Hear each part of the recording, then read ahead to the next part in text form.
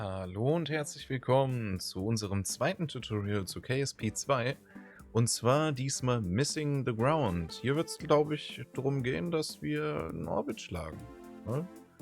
Ja, learn how to miss the ground and make an orbit. Ja, schon mal wichtig. Da gibt es erstmal ein Video zu, das können wir uns anschauen und dann geht es weiter mit Decouplern, Boostern, das Staging organisieren und wie wir dann einen Gravity Turn einleiten in Verbindung mit dem Nav Ball und ja, dann zum Schluss einen Orbit tatsächlich auch hinbekommen. Ich würde sagen, wir starten rein mit dem Video. Euch allen viel Spaß. Jetzt wird es erstmal informativ. Missing the ground. If you want to visit space for more than a couple of minutes, you'll need to get to orbit. An object is in orbit when it's moving sideways so quickly that even as gravity causes it to fall, it keeps missing the ground. As long as that object isn't slowed down by anything, it follows the same path every time it goes around the body it's orbiting, forever. If that object is a Kerbal, it is recommended that they bring lots of snacks. So since your goal is to move horizontally at a high speed, why not launch sideways? On Kerbin, the atmosphere is like a thick soup. You waste a lot of fuel trying to fly through it horizontally. By launching vertically, you cut through the thickest part of the atmosphere as quick as possible. Most orbital rockets begin tilting toward the horizon soon after they leave the launch pad. This maneuver, called a gravity turn, uses the planet's gravity to turn the ship and reduces the amount of fuel needed to achieve a stable orbit. When launching near the equator, your gravity turns should point toward the east, since your vehicle gets a free boost from the planet's rotation. Thanks, planet! Once a vehicle is moving quickly enough that its arc will take it above the atmosphere, it shuts down its engines and coasts to space. Once it nears the top of that arc, the vehicle needs to fire its engines a second time to keep itself from falling back down to the planet. Doing this turns that arc into a nice big circle. Congratulations! You've missed the ground.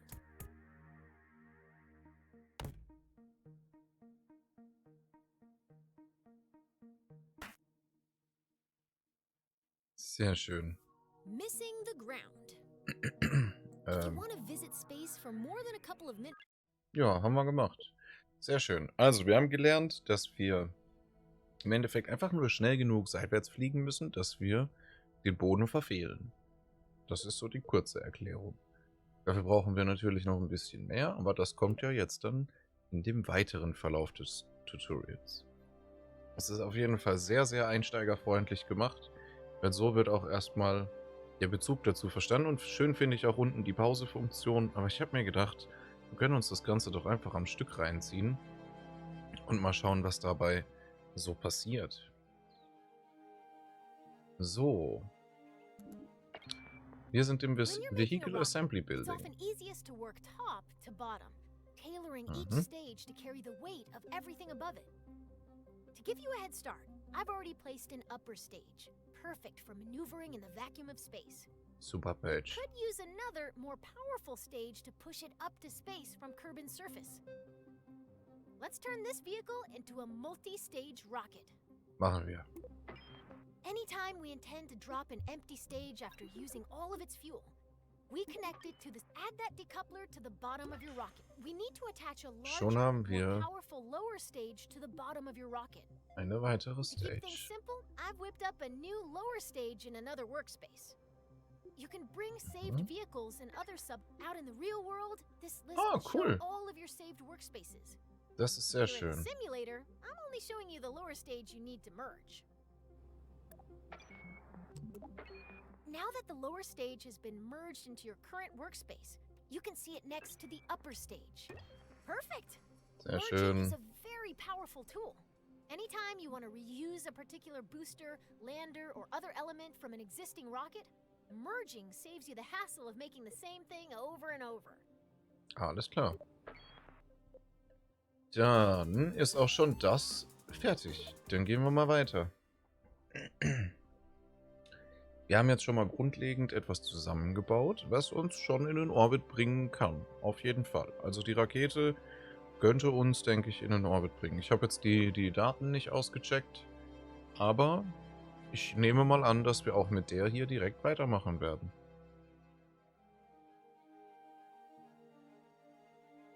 Oder es wird ein Fehlversuch, weil wir noch Space keine rockets Booster sometimes haben. need an extra boost. In a rare Mhm. case of rocket scientists naming something well, these additional rocket engines are called boosters. Boosters are attached to the sides of a vehicle to keep them out of the way of the main engines. Solid fuel rockets make great boosters. They produce a very high thrust for a short time. Let's attach some boosters to the sides of your vehicle. Machen wir. We'll start by attaching 4 radial decouplers that will eject the spent boosters when they're empty. To make sure that these decouplers are evenly spaced and aligned with one another, you'll be using the symmetry tool. Great! Mit Now when Rechtsklick you können wir place es a part komplett on one auswählen. side of your rocket, 3 more evenly spaced duplicates will appear. Good. Now attach it as shown. Machen wir. Perfect. Now you've got 4 radial decouplers exactly where they need to be. Und jetzt kommen unsere Booster, die wir hier Let's haben. attach those solid fuel booster. Since you're still in 4x symmetry mode, simply attach this booster to. Great job! Easy. You've finished your orbital rocket. You can symmetrically place up to 8 parts at once. A feat that could until now only be achieved by certain sea creatures. Wir wollen es ja schon ordentlich machen. So. Also, wir haben gelernt, wir brauchen Booster. Es gibt ja den schönen Spruch, more Boosters. Ne? Den werden wir natürlich auch in KSP 2 fortführen. Ist ja jetzt komplett außer Frage. Und jetzt geht's doch an die Launch-Site, oder? Dann stehen wir jetzt auf dem Launchpad und werden erstmal uns gen Himmel... Oh, noch nicht? Okay. Before you launch a rocket, you need to plan the order of your staging events. Nobody wants to start out their flight by popping their parachute, right? Das Most ist wohl parts wahr. that can be staged are automatically assigned to stages. Their activation order can be seen in the staging stack. You can change when staging events occur by moving them between stages. You can also add, remove, and reorder stages. Best of all, you can do this in both the VAB and in flight.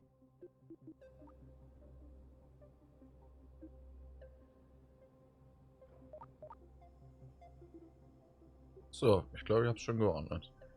Die zünden, dann müssen die Booster weg. Wenn die leer sind, dann muss das weg mit dem und zum Schluss das. Ja, passt. The staging order begins at the bottom of the staging stack. Mhm, You want your boosters and main engine to fire together for maximum thrust. haben wir gemacht. The solid fuel boosters are currently in the second stage. If we don't change anything, the boosters will ignite late and detach themselves at the same time. This would be embarrassing for everybody. So let's move the boosters down to stick. Your solid Okay, fuel muss es noch mal boosters machen. burn very hard and very fast, so they will run out of fuel first. Even though your main engine and boosters will activate at the same time, you want to drop the empty boosters before you drop your main engine. You'll add a new stage above stage 1 to do one thing. Activate the radial decouplers. Now move all 4 radial decouplers from stage 4 to your new... All done. Your remaining stages are set up so that stage 4 will activate Passt. your orbital stage's engine. Stage 5 will detach the orbital stage's fuel tank when it's empty. And stage 6 will deploy your landing parachute. Thanks Alles to klar. you, this rocket is ready to fly. Nein, nein, nicht ganz. Da fehlt doch noch was. Aber okay. Wir machen mal Continue. Ob die Rakete jetzt hier extrem Luftwiderstand hat, das wird sich gleich noch zeigen. Ne, das mag ich. Der nicht so. Aber okay. Ne, funktionieren wird es wahrscheinlich trotzdem. Ah, Get schau mal ready to einer an. light this candle. In this flight, you're going all the way to orbit. I'll walk you through the process of launching, executing a gravity turn to get moving sideways, coasting to Alles orbital klar. altitude, and doing a final burn at the top of your arc to establish a stable orbit. Alles klar, machen wir. Page. Before we begin, Let's talk about the nav ball. The nav ball shows your vehicle's ist das orientation schön relative gemacht. to the horizon. The blue half of the ball represents the sky. Den The Himmel. brown half represents the ground. The Ja, level indicator at the center shows your vehicle's orientation. When you turn, the ball turns. When you roll, the ball rolls. Assuming you want your rocket pointed at the sky, you'll want to see lots of blue on the nav ball. If you get confused, remember this rhyme. If the nav ball's brown, you're going down. alles klar. At launch, you want all your engines at maximum thrust, which means you need to set your throttle at 100%. Alles klar, Your solid fuel gemacht. boosters are way ahead of you on this. They have no setting other than full throttle, and they can't be shut off once they're lit. Once you hit the go button, they'll go full tilt until they run out of fuel. Still, Alles klar. the main engine's throttle is in your control. Your fuel levels are visible within the staging stack. Sehen wir hier. Right now, you can see that your main engine and 4 boosters are all topped off and ready to rumble. It's time to go. At the start, all you need to do is fly straight up. I'll check back in with you once those boosters are empty. Good luck! Alles klar, go for it. Nice. Das scheppert.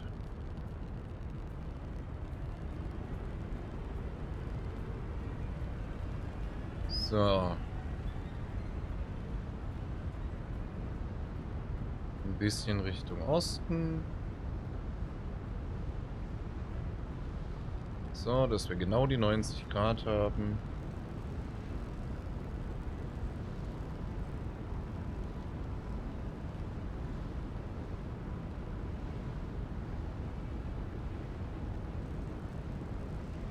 Sehr schön. Wir fliegen nach oben. All right, the solid fuel boost. It's time to start your gravity turn. A gravity turn uses the pull of the planet's gravity to help bend your vertical ascent into a horizontal arc. It's the first step to entering orbit. For our first flight to orbit, we're going to start our gravity turn up to where the air is thin, at an altitude of around 10,000 meters.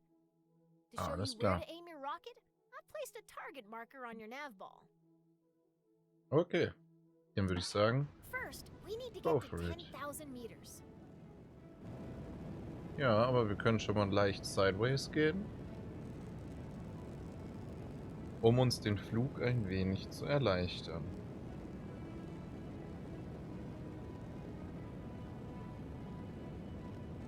So, jetzt sind wir bei 10.000 Meter. So that the target marker is in the center of the nav ball.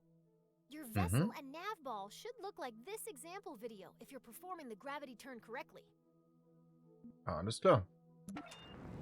Na, wir müssen jetzt langsam Richtung roten Punkt kommen.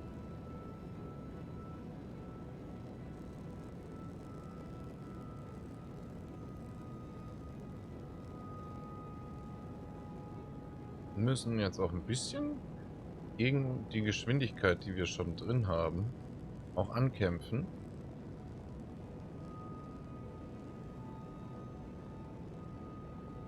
Und wir kommen langsam an den Punkt, an den wir möchten.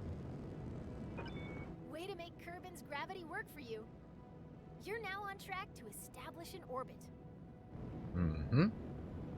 No. Your current stage's fuel is empty. Let's drop it and activate your deep space engine. Jawohl. Great job! Your rocket is on its way to orbit. As you gain experience, you can make your gravity turns more efficient by starting to tilt your rocket soon after liftoff. Adjusting course with a series of small corrections instead of one big one will leave you with a lot more fuel when you get to orbit. Turning immediately after launch requires a very stable rocket. So if you ever have trouble keeping the pointy end up, you can try the simplified wait and turn method we use today. Alles klar. Ich habe jetzt auch viel zu früh die Engine wieder angeschalten. Ne? Also eigentlich warten wir ja, bis wir noch ein bisschen mehr aus der Atmosphäre raus sind. Wir haben hier ja noch ein bisschen Space. Und ich würde sagen, wir continuen, weil darum wird es im nächsten Bereich des Tutorials gehen. Wir haben jetzt auf jeden Fall mitbekommen, unser Staging wie viel von der Rakete eigentlich übrig bleibt, bis wir oben sind. Ne? Da muss schon ordentlich geschoben werden. Auch um leichtes Gewicht voranzubringen. Nächste Runde.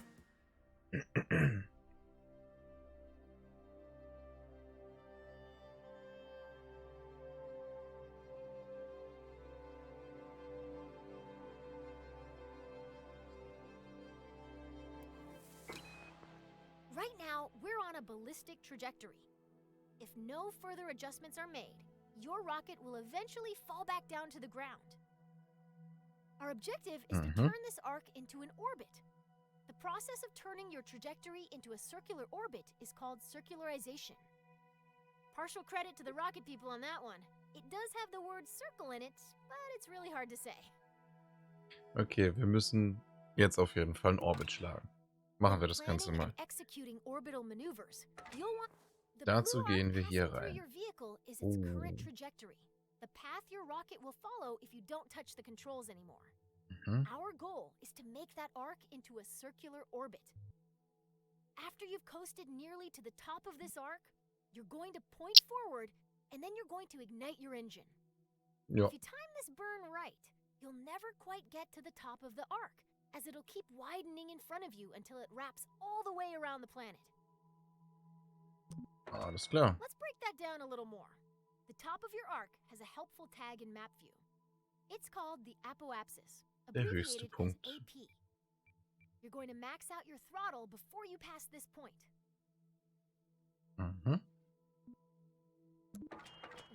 You're all lined up and ready to go.